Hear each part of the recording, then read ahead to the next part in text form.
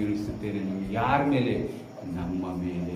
ಆ ಪವಿತ್ರಾತ್ಮನು ನಮ್ಮನ್ನು ಅಗ್ನಿ ಅಭಿಷೇಕದಿಂದ ದಹಿಸುತ್ತಾನೆ. ಹಾಗಾಗಿ ಈ ಲೋಕದಲ್ಲಿ ನಾವು ಜೀವಿಸೋದು, ಉಸಿರಾಡುವುದು ಒಂದು ಏನು ಹುಟ್ಟಿರ್ಬೋದು, ಇದು ನಡೀತಾ ಇದೆ ಅಂತಲ್ಲ, ದೇವರ ಅಭಿಷೇಕ. ಅದೇ ದೇವರು ಹೇಳ್ತಾ ಇದ್ದಾನೆ, ನೀವು ಉಸಿರಾಡುವುದು, ನಿಮ್ಮನ್ನು ಕಾಯುವಂತನು ಸರ್ವಶಕ್ತನಾದ ಯೇಸು ನಿಮ್ಮ ಜೊತೆಗಾರನಾಗಿದ್ದಾನೆ.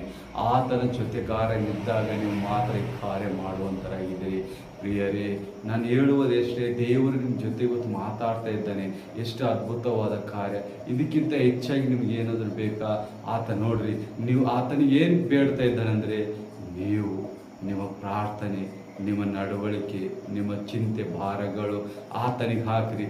ದುಷ್ಟಾತ್ಮನನ್ನು ಮುರಿರಿ ಅಂತ ಹೇಳ್ತಾ ಇದ್ದಾನೆ. ಮುರಿರಿ ಅಂದರೆ ನೀವು ಯಾವುದಾದ್ರೂ ವಸ್ತು ತಗೊಂಡು ಮುರಿದು ಬಿಡ್ರಿ, ಅದಕ್ಕೆ ವ್ಯಾಲ್ಯೂ ಇರೋದಿಲ್ಲ. ಹಾಗೆ ದುರಾತ್ಮನು ನಿಮ್ಮ ಜೀವಿತದಲ್ಲಿ ಕಾರ್ಯ ಮಾಡುವ ಒಂದೊಂದು ಕೆಟ್ಟ ಕೆಲಸ, ನಿಮ್ಮ ಆಲೋಚನೆಗಳು, ದುಷ್ಟಾತ್ಮನ ಕಾರ್ಯಗಳು ಮುರಿರಿ. ಬ್ರೇಕ್ ಡೌನ್ ಮಾಡಿರಿ. ಯಾವಾಗ ನೀವು ಬ್ರೇಕ್ ಮಾಡ್ತಿದ್ದೀರಲ್ಲ, ಅಲ್ಲಿಗೆ ದೇವರ ಸಮ್ಮುಖ ನಿಮ್ಮಲ್ಲಿ ಹೆಚ್ಚಾಗುತ್ತಿದೆ. ನೋಡಿರಿ, ಯೇಸು ಹೇಳ್ತಾನೆ, ನಾನು ನಿಮ್ಮ ಜೊತೆಗಾರನಾಗಿದ್ದೇನೆ, ನಾನು ಬೆಂಕಿ ಅಭಿಷೇಕದಿಂದ ನಿಮ್ಮನ್ನು ಮಾರ್ಪಡಿಸಿದ್ದೇನೆ, ಎಲ್ಲ ದುರಾತ್ಮನ ಕಾರ್ಯಗಳು ಮುರಿಯಲ್ಪಟ್ಟಿದ್ದೇನೆ ಅಂತೇಳಿ ದೇವರು ಮಾತಾಡ್ತಾ ಇದ್ದಾನೆ. ಅಂತ ಸರ್ವಶಕ್ತನಾದ ದೇವರನ್ನು ನಾವು ಬಿಟ್ಟು ಇವತ್ತು ನಾವು ಏನು ಕಾರ್ಯಗಳು ಮಾಡ್ತೀವಿ? ಸುಳ್ಳು, ಜಗಳ, ಮೋಸ, ಬೈಗಳು, ಹಿಂದಿನ